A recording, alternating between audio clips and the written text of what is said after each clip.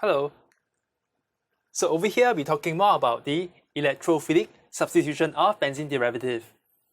I will summarize for you where the next substituent will go into these kind of phenyl groups. There's actually only 4 categories. You just have to follow me closely.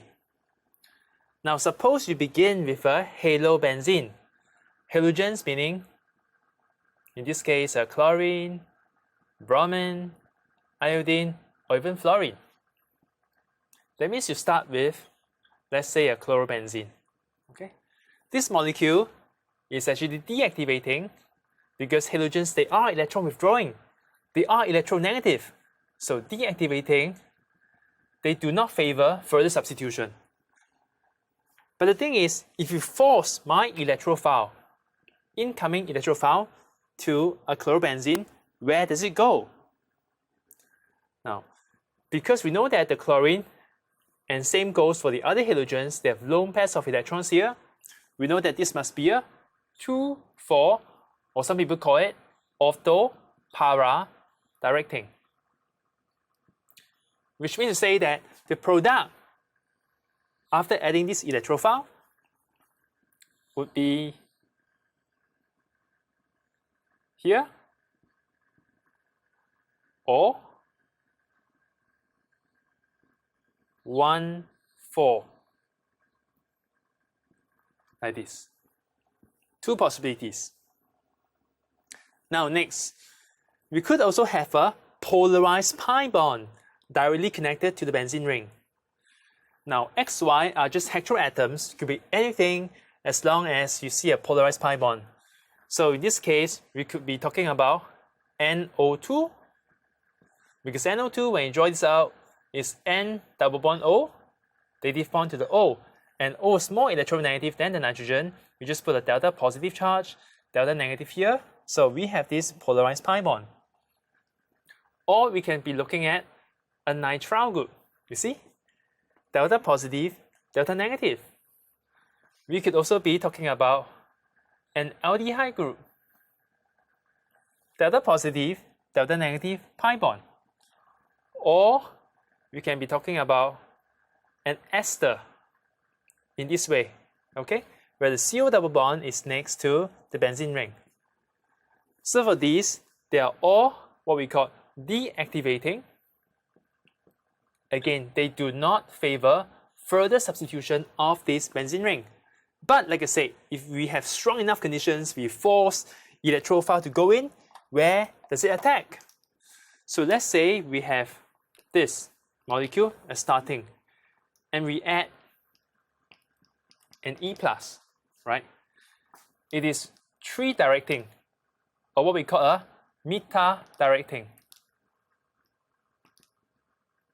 Meaning there's only one product possible.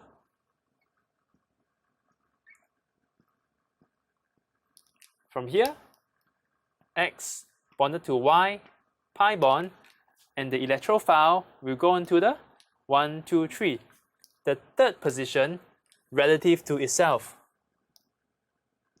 So only one product. Now the other side is exactly identical because it's 1, 2, and 3.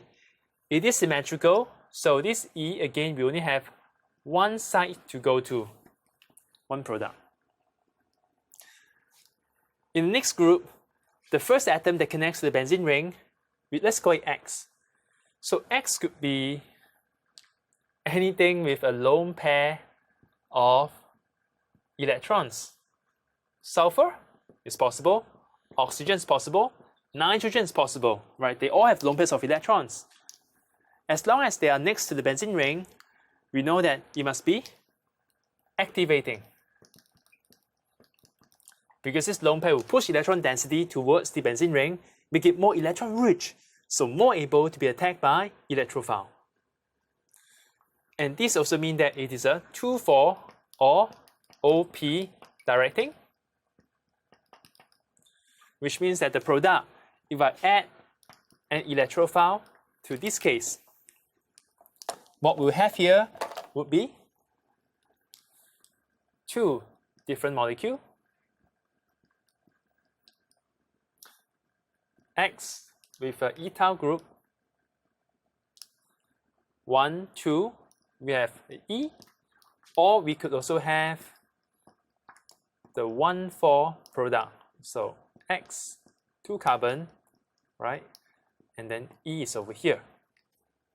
So 2 different products. Now for the last case, our group here is your alkyl.